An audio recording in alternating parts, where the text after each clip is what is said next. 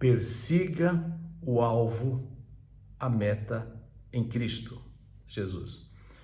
Se tu és discípulo de Jesus Cristo, és filho de Deus pela fé em Cristo, coloque como o alvo, a meta primordial na sua vida, perseguir aquilo para o qual Deus te propõe em Cristo Jesus.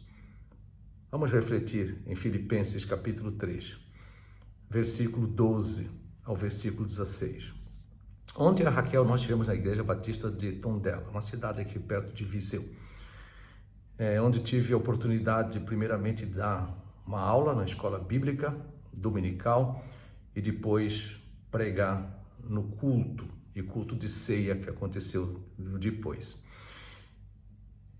O texto foi Filipenses, porque a igreja lá tem estudado Filipenses, tinham terminado no capítulo 3, versículo 11, então ontem eu dei sequência ao versículo 12, inclusive o estudo desta mensagem que eu preguei, o texto integral, vai estar disponível para ti no site paroalvo.com. O título da mensagem, Filipenses 3, 12 a 16, foi Persiga o alvo em Cristo. E eu foquei que Deus Pai, pelo agir do Espírito Santo, e também nos motivando, nos impulsionando ao estudo, à prática das Escrituras.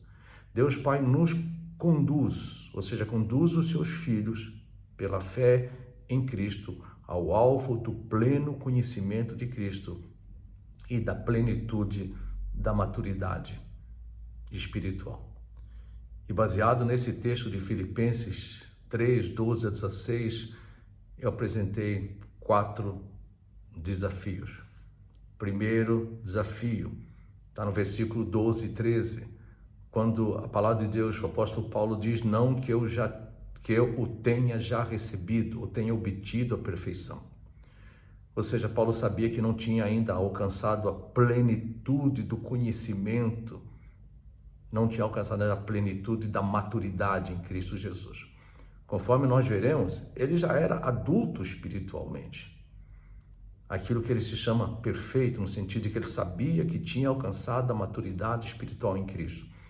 Mas ele também sabia que ainda não tinha alcançado a plenitude da maturidade espiritual. Por isso ele fala, não que eu já tenha recebido ou tenha obtido a perfeição, mas prossigo para conquistar aquilo para o que também fui conquistado.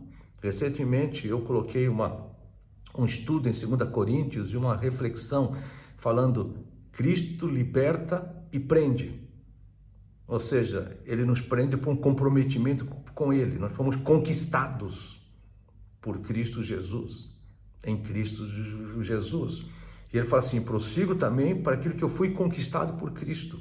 Versículo 3, irmãos, quanto a mim, não julgo havê-lo alcançado, mas uma coisa faço, esquecendo-me das coisas que para trás ficam. Tá?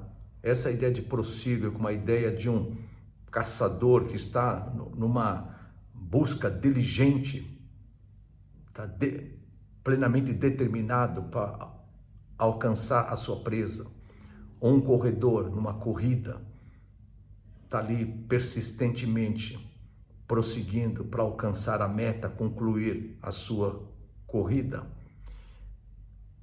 Neste prosseguir para o alvo, para alcançar aquilo que está pré-estabelecido, ele fala, eu esqueço-me das coisas que para trás ficam. E aqui nesse texto, quais são as coisas que Paulo se esquece para trás ficam? É aquilo que está no capítulo 3, versículo 4, assim, bem que eu poderia confiar também na carne. Ou seja, a carne como natureza pecaminosa. Paulo esquece tudo aquilo da sua história de vida antes de conhecer a Cristo, que ele poderia apresentar como credenciais para confiar na sua autojustificação, confiar na justiça própria, confiar de que diante de Deus ele tinha méritos para ser o que ele era ou fazer o que ele fazia em Cristo Jesus. Estas coisas que Paulo podia confiar nelas são coisas que conduzem à ruína, à soberba. E conforme diz o livro de Provérbios, a soberba precede à ruína. Logo, tais coisas do nosso passado sem Cristo, da nossa história religiosa, da nossa história de genealogia de vida, de descendência, etc., que pode gerar soberba e ruína, que pode gerar justiça própria, autoconfiança, tem que ser deixado para trás. Porque em Cristo há uma nova história, há uma nova vida a ser trilhada. Segundo desafio é que no Espírito Santo, dia após dia, em oração, segundo as Escrituras, a prática das Escrituras, o cristão deve prosseguir firme rumo ao ser mais e mais como Cristo, rumo ao conhecimento de Cristo e ao desenvolvimento pela graça de Deus, pela ação do Espírito Santo, a um caráter mais e mais semelhante a Cristo. Aquilo que fala no versículo 13, no final, avançando para os que estão diante de mim. Versículo 14, prossigo para o alvo, para o prêmio da soberana vocação de Deus em Cristo Jesus. Um Deus que é soberano, um Deus que nos chama, que tem para nós uma vocação, e a grande vocação que Deus tem para cada um de nós é, como disse Marcos Lucado, Deus nos aceita como nós somos, mas Ele quer que nós sejamos simplesmente como Jesus. E o cristão, ele deve prosseguir firme rumo a esse alvo estabelecido pelo próprio Deus na sua soberania e graça. Terceiro desafio, seja humilde, manso de coração, sabendo que há sempre algo que dia após dia nós temos que crescer no pleno conhecimento de Cristo e no desenvolvimento da maturidade de um estilo de vida mais e mais semelhante àquilo que é apresentado nas Escrituras, tendo como modelo maior, exemplo maior, fator motivador maior, o próprio Senhor Jesus Cristo. E sabendo que Deus nos guia, nos capacita a esta direção, segundo a sua vontade, quando temos um coração manso e humilde, ponto a aprender. E isso eu falei no versículo 15, eu falo assim, todos, pois que somos perfeitos, tenhamos esse sentimento.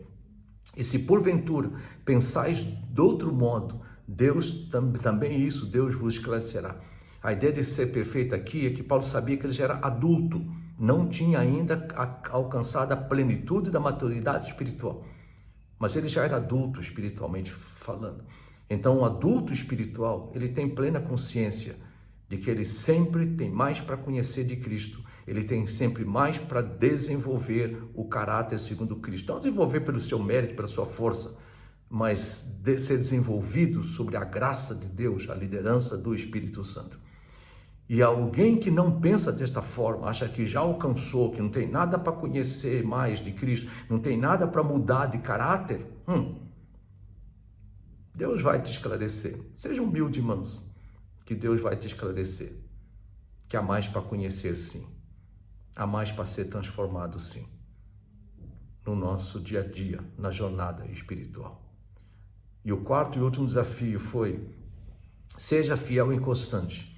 É andar todo o seu proceder, todo o seu estilo de vida, todo o seu comportamento, em todas as áreas, nível de relacionamento, em acordo com o conhecimento e a maturidade que já alcançastes em Cristo.